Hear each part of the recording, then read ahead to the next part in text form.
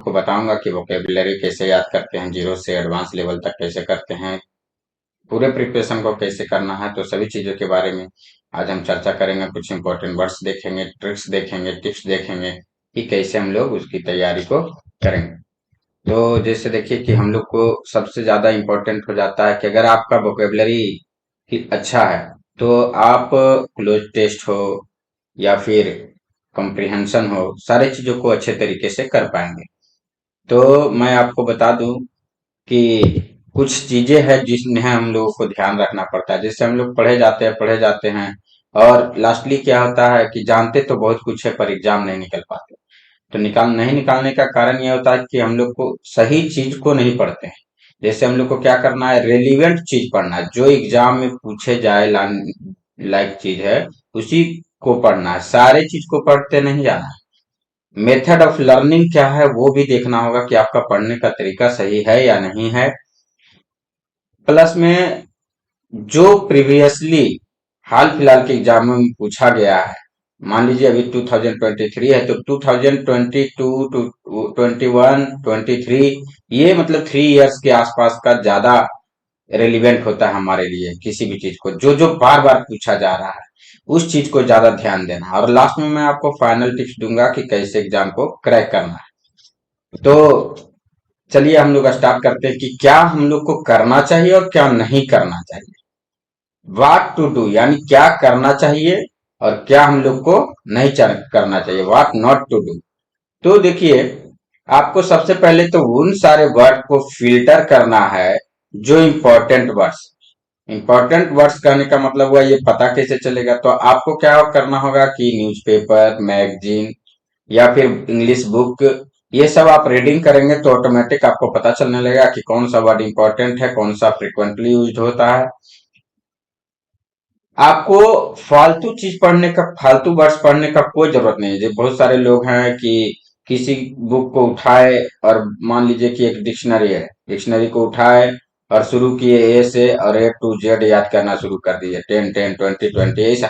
तो ऐसा कुछ नहीं करना, हम लोग को वही करना है जो हम लोग के लिए रेलिवेंट है, उसी चीज को पढ़ना है। आप अपने कॉम्पिटिटिव एग्जाम को क्रैक करने के लिए सही चीज को पढ़िए। ज्यादा पढ़ने की जरूरत नहीं है, सही चीज को अगर हम लोग पढ़ते हैं तो जल्दी से जल्दी क्रैक कर सकते हैं। तो इसलिए आप लोग से हम यही रिक्वेस्ट करेंगे, आप लोग को यही सलाह देंगे कि आप सही चीजों पर ध्यान दीजिए।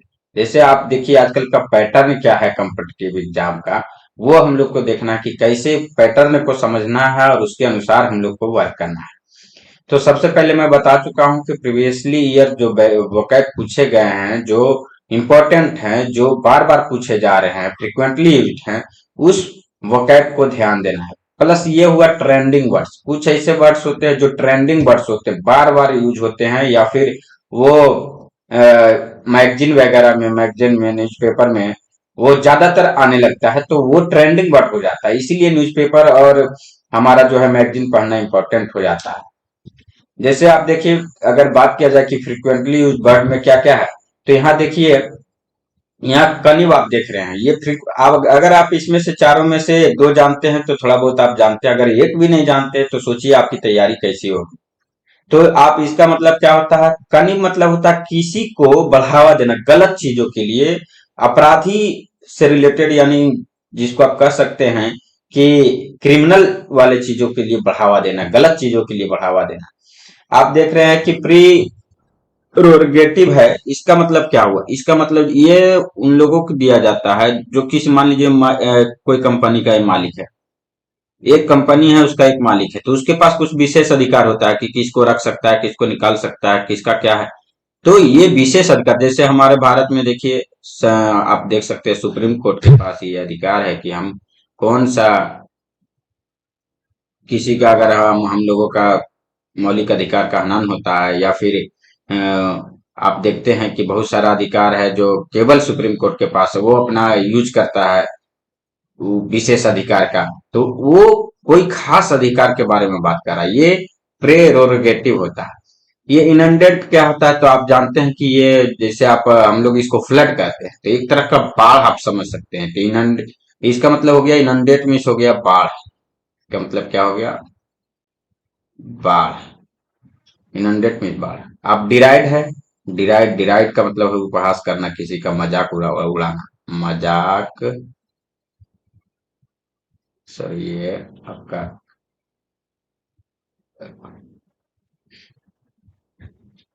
मजाक उड़ाना या उपहास करना।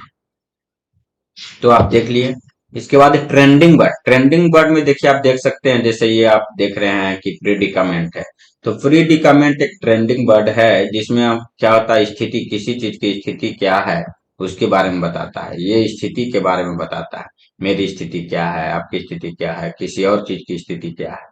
फिर आप देख रहे हैं इगैलिटेरियन, इगैलिटेरियन मीन्स होता है समान अधिकार, जैसे भीमराव अम्बेडकर जो थे वैसे व्यक्ति जो समान अधिकार की बात करते हैं। जैसे आपका हो गया भीमराव अंबेडकर समान अधिकार की बात करते थे कि सभी लोगों को समान अधिकार मिलना चाहिए, इसका मतलब हुआ समान अधिकार।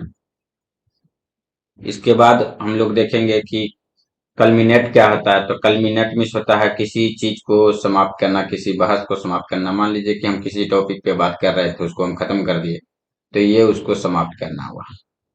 कल्मिनेट मीन्स समाप्त करना। फिर हुआ डिस्पेंसेशन क्या होता है। तो डिस्पेंसेशन मीन्स व्यवस्था होता है। आप देख सकते हैं कि जैसे किसी चीज को करने के लिए पहले हम लोग जो है उसका व्यवस्था करते हैं, तो व्यवस्था होता है। जैसे अभी मैं 3 दिनों से वीडियो नहीं डाल रहा था, तो उसके लिए मैं क्षमा चाहता हूँ। तो मैं यहाँ पीएम मोदी का वर्चुअल मीटिंग होना था, जिसमें वो अनाउंस करने वाले थे अमृत भारत योजना के अंतर्गत अमृत स्टेशन का। तो उसमें से एक मेरा स्टेशन भी था, जिस कारण से जो है उधर व्यवस्था करने में मैं बिजी था, और इधर मेरा टाइम नहीं मिल पा रहा था, तो क्लास नहीं दे पा रहा था आप लोगों को। अब जैसे ये हुआ बाई फर्केट, तो आप लोग ऐसे तो जानते होंगे बाई मिस क्या होता है, बी आई, बाई मिस होता है दो, तो अब फर्केट मिस होता है डिवाइड करना। तो दो शाखाओं में बांटना, जैसे मान लीजिए एक रोड है, अब इसको इधर इधर बांट दिए, तो ये बाई फर्केट हुआ। क्या हुआ, ये बाई फर्केट हुआ। तो आप लोग समझ गए होंगे। तो ये ट्रेंडिंग वर्ड्स होता है, जो बार बार यूज होता है उसको ट्रेंडिंग वर्ड कहते हैं। अब मेथड ऑफ लर्निंग क्या होता है, याद करने का किसी भी वोकैब को। तो देखिए थीम बेस्ड वोकैब होता है। क्या होता है थीम बेस्ड अप्रोच। तो इसके अंतर्गत थीम बेस्ड अप्रोच में क्या होता है कि थीम बेस्ड अप्रोच में अब बगल में पिक्चर लगा हुआ होता है, बगल में यहाँ फोटो लगा है, और यहाँ आप जो है उसके बारे में लिखा है। तो ये थीम बेस्ड हो गया। आप भी ऐसा कर सकते हैं, आप मोबाइल में या लैपटॉप में इस तरह से सेट कर सकते हैं कि उससे रिलेटेड चीज को आप यहाँ रखेंगे। मान लीजिए कि झगड़े वाला है, तो यहाँ झगड़ा को रखेंगे, झगड़ा वाले फोटो को रखेंगे, यहाँ उससे रिलेटेड जो है वो वोकैब को रखेंगे। ये क्या होता है, तो ये जो आप देख रहे हैं मिनिमोनियस, तो ये क्या होता है, किसी चीज को याद करने के लिए एक हिंट होता है, समझ लीजिए। और ये रूट वर्ड तो आप लोग जानते ही है, जैसे हर एक चीज में जो है रूट वर्ड होता है, आगे मैं इसके बारे में चर्चा करूंगा। तो रूट वर्ड से पकड़ा जाता है कि ये जो है इसमें क्या होना चाहिए, नहीं होना चाहिए। ठीक है। जैसे ये देखिए आप पहले थीम बेस्ड में देखिए क्या क्या होता है। तो थीम बेस्ड में पहले क्या निकालेंगे, थीम बेस्ड में अप्रोच में आपको जो है फोटो से रिलेटेड में बता दिया। अब आपको जो है ये आपका दूसरा, ये एम साइलेंट होता है। तो निमोनियस क्या होता है, तो निमोनिक्स में क्या देखेंगे कि निमोनिक्स में ये पार्ट्स ऑफ स्पीच, पहले कौन सा वर्ब है, एडजेक्टिव है, नाउन है, एडवर्ब है, ये सब देखेंगे। फिर उसका मीनिंग क्या है, फिर उसका साइनोनिम क्या है, फिर उससे रिलेटेड सेंटेंस क्या है। तो ये जो है निमोनिक्स में आता है। जैसे ये निमोनिक्स का मतलब देखिए क्या है, निमोनिक्स का मतलब होता है अप्रोच हिंट, यानी कि उससे रिलेटेड कोई हिंट, इसी को कहते हैं निमोनिक्स। और जैसे ये देखिए एडेज, एडेज का ये इसका मीनिंग क्या हुआ, एडेज मीन्स होता है कहावत। अब इसमें देखिए ए वाइज सेइंग प्रोवर्ब, यानी कहने का मतलब कि वैसा चीज जो कहावत के रूप में कहा जाता है उसी को एडेज कहते हैं, यानी कहावत कहते हैं।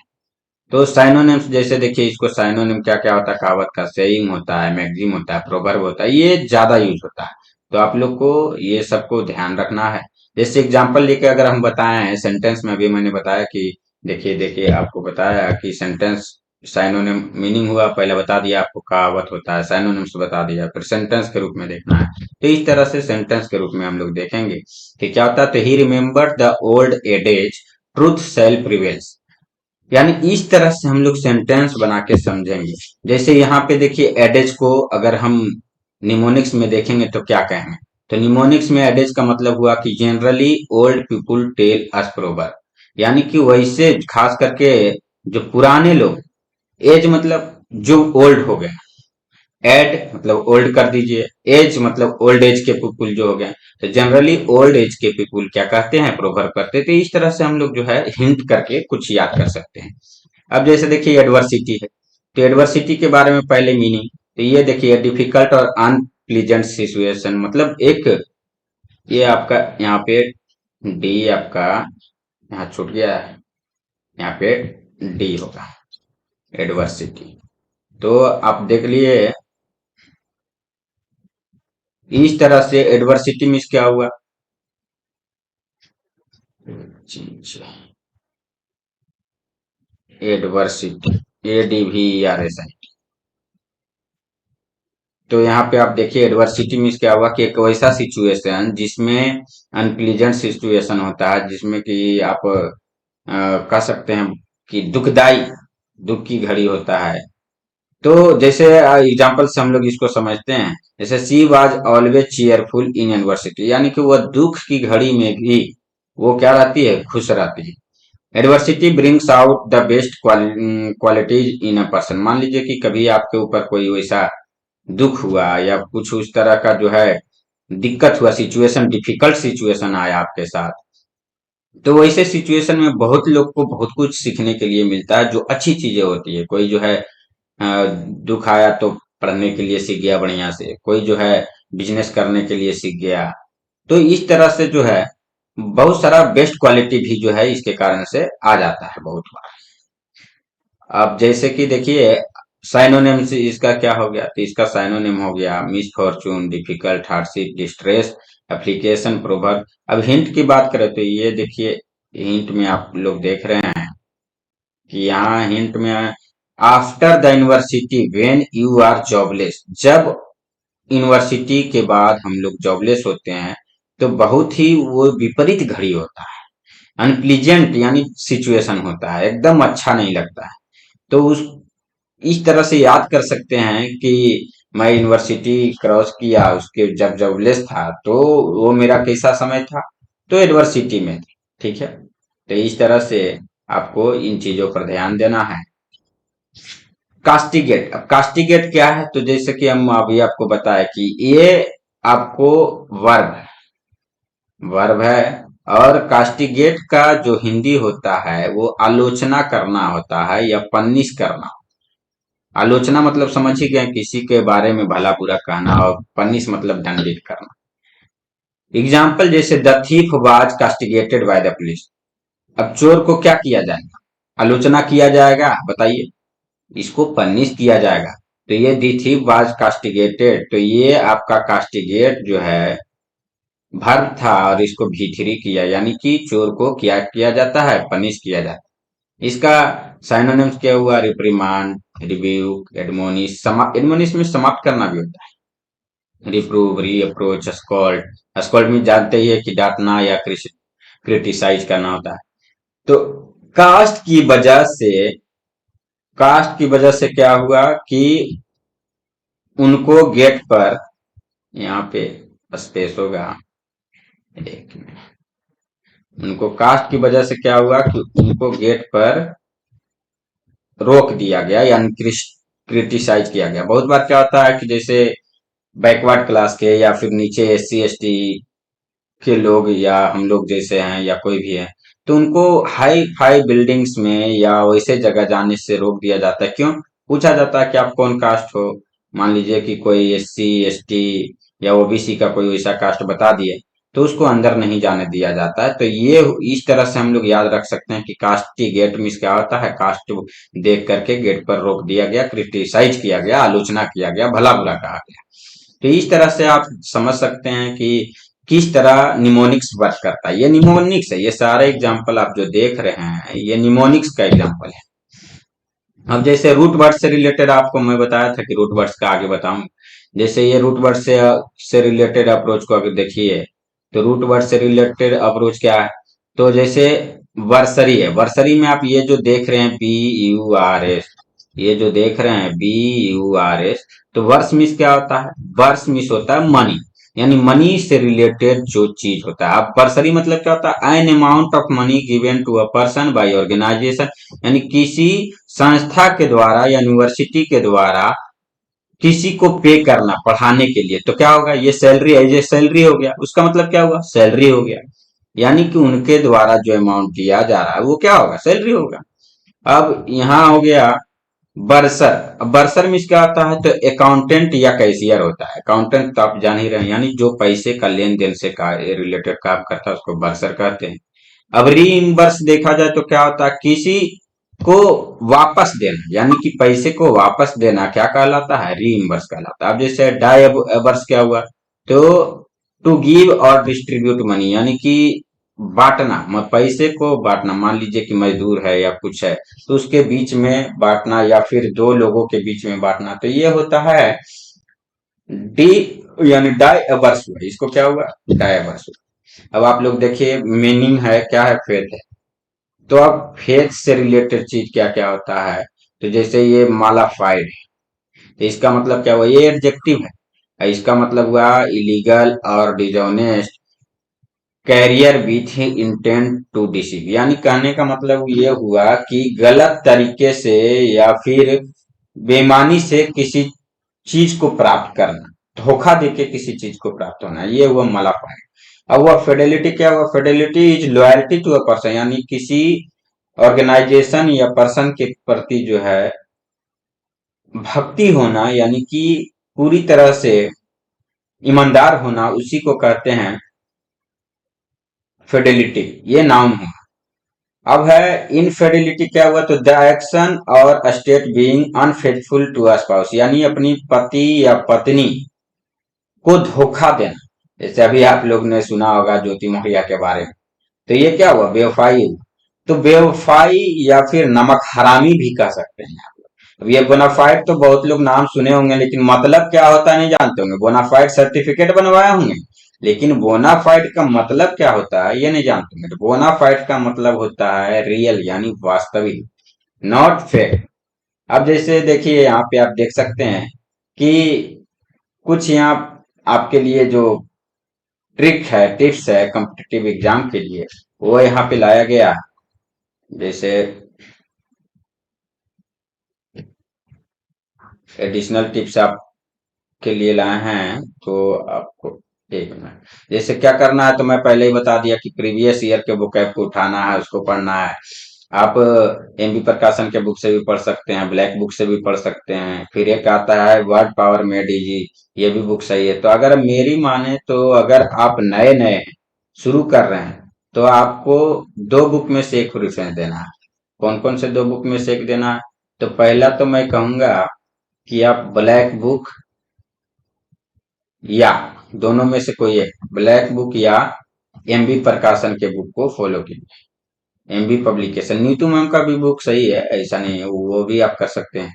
तो एमबी पब्लिकेशन का करना है। और अगर आप बहुत कुछ सीख गए हैं, तो आपको मैं कहूंगा कि वर्ड पावर मेड इजी, ये नाम से एक बुक आता है। आप ऑनलाइन भी देख सकते हैं, ऑफलाइन भी देख सकते हैं। तो आप लेटेस्ट लीजिएगा, ज्यादा अच्छा रहेगा। तो ये बुक भी आप देख सकते हैं।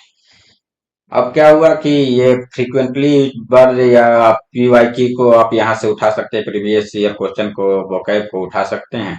और फ्रीक्वेंटली यूज तो मैं बता चुका हूँ कि फ्रीक्वेंटली यूज मतलब क्या होता है? जो बार बार पूछा जा रहा है।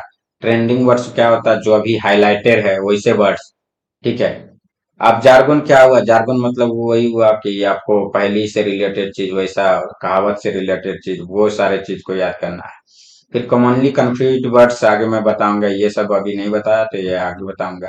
इडियम फ्रेज तो आप समझ ही गए होंगे। फ्रेजल वर्ब हो गया, रूट वर्ड्स हो गया, रूट वर्ड्स मैंने बताया है, फ्रेजल वर्ब है। तो ये सब आपको जो है ध्यान रखना है अगर आप तैयारी करते हैं। जैसे ये आप देखिए, अभी मैंने बताया कि कम आपको कंफ्यूज करने वाला कॉमनली जो है ये सब जो है कंफ्यूज करता है। जैसे इमिनेंट तो अरे इमिनेंट ये सिर्फ ई और आई का अंतर है, सुनने में एक जैसा लगता है, लेकिन इस इमिनेंट का मतलब होता है प्रसिद्ध और इस इमिनेंट का मतलब होता है करीब या तुरंत। इस एक्सेप्ट का मतलब होता है स्वीकार करना, इस एक्सेप्ट का मतलब होता है को छोड़कर। जैसे आई एक्सेप्ट योर प्रपोजल, मैं स्वीकार करता हूँ तुम्हारा प्रपोजल। या इसका मतलब क्या हुआ कि all will come with me except you, यानी तुम्हारे अलावा सब मेरे साथ चले।